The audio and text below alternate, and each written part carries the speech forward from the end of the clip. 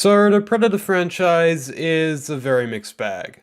The first film is amazing, but the rest of the films are all over the place in terms of quality, and I'd say none of them have reached the quality of the first one. That said, I actually had pretty high expectations for this new one, because it's directed and co-written by Shane Black, who is just incredible at his job and actually starred in and helped write the first film.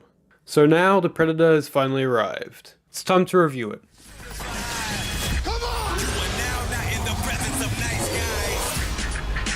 So, as I said, the main reason I was excited for this movie was because of Shane Black. However, I was also a little bit concerned about this because the film also went through some extensive reshoots that ended up delaying the film from February all the way to September. And reshoots are almost never a good sign for a movie like this. That said, I did really like all the trailers, especially the final trailer, which made the movie look like a total blast.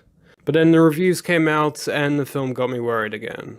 So now that The Predator has finally arrived and I've sat through it, I thought that it was actually a lot of fun. It's definitely not perfect, but I still really enjoyed this movie. Please don't hate me. Alright, let's start off with the positives. I really enjoyed the characters in this. Even if they aren't all likable, they're all really entertaining to watch, and I'd argue that the group of soldiers in this movie were, at the very least, more memorable than the soldiers from the first film. Not saying they're necessarily better, just that those characters left more of an impression. At least for me. Especially like Trevante Rhodes as Nebraska. He was probably the best character in the movie. I've heard some people complain that Boyd Holbrook as Quinn isn't that compelling of a main protagonist, and although he wasn't as good as Arnold Schwarzenegger, I'd say he was on the same level as Adrien Brody from Predators. His performance wasn't mind-blowingly amazing, but I'd still say he did a really good job. I also liked a lot of the back and forth, quippy Shane Black dialogue. Sometimes it didn't work and it just came across as trying to be edgy, but I'd say most of the jokes landed. Also, side note, don't go into this expecting it to emulate the tone of the first film. It's purely just an action comedy. Speaking of, the action was also really entertaining.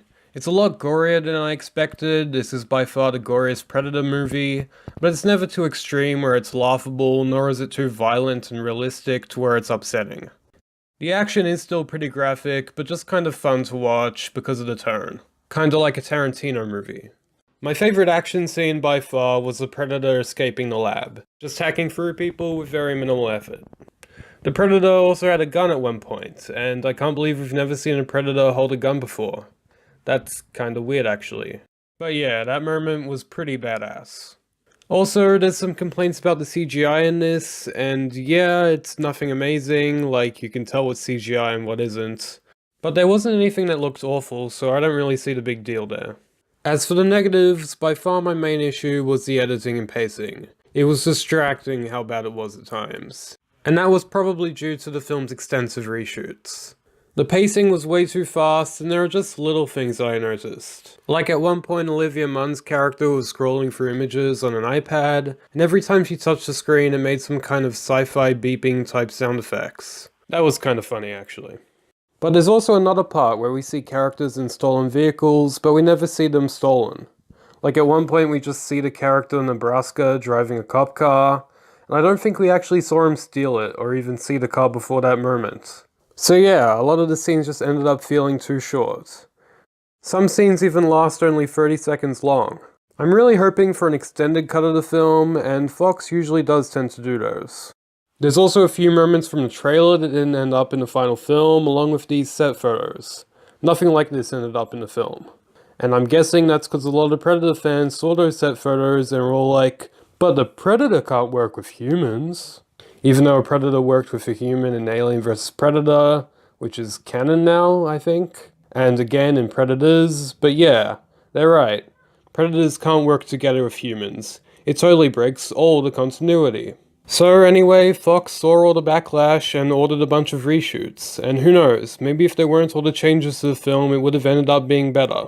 So thanks Predator fans, now Shane Black wasn't able to make the film he initially wanted to. Also, this is a very mild spoiler, but one of the Predator dogs, shut up, that's what I'm calling them, gets shot in the head, and from that point on, it acts like a normal dog and starts following around the main characters.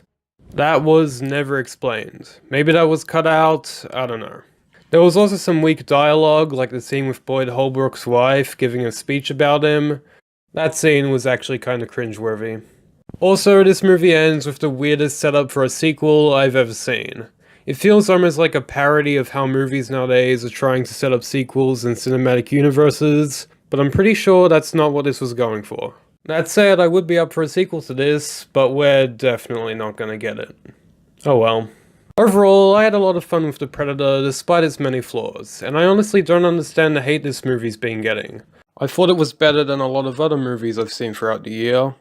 I would say it's the weakest film Shane Black has directed, but still, I really enjoyed it and I don't think that's gonna change anytime soon. I'm gonna give The Predator a 7.9 out of 10. Anyway, that's what I thought about The Predator. Thanks for watching, I really appreciate it. If you want, you can follow me on Twitter at CinemaGeekYT, leave a like and subscribe for more videos like this one.